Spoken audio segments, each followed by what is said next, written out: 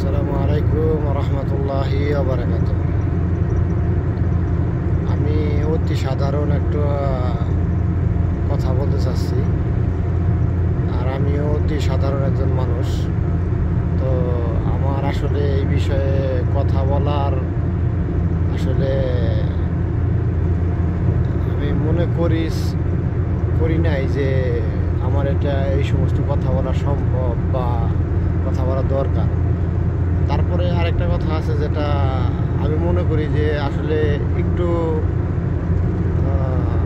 মানুষ হিসেবে বা মুসলমান হিসেবে আমার এতটুকু কর্তব্য হকের প্রতি অবশ্যই কথা বলা।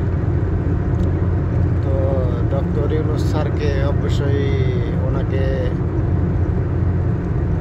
তত্ত্বাবধায়ক সরকার হিসেবে আমরা সবাই স্বাগত জানিয়েছি।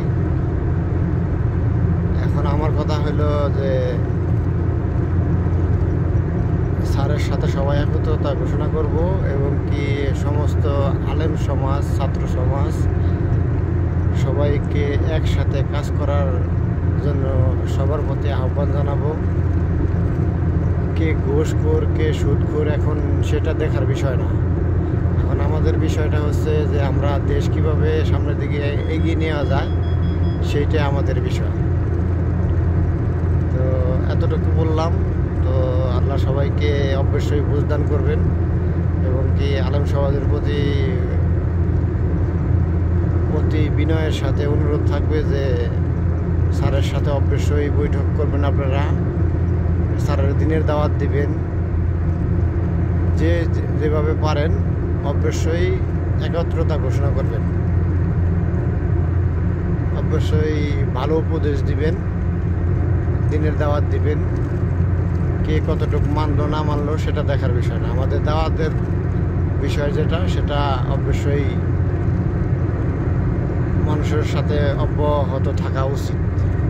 আল্লাহ সবাইকে ভালো রাখুক, হেদায়েতের রাস্তা দেখাক। আমাদের বাংলাদেশটা আমরা আগামীতে অবশ্যই সুন্দর এবং কি লাল সবুজের দেশ হিসেবে পৃথিবীর কাছে সুন্দরভাবে তুলে ধরতে চাই। আসসালামু আলাইকুম রহমতুল্লাহি ওয়া বারাকাতুহু।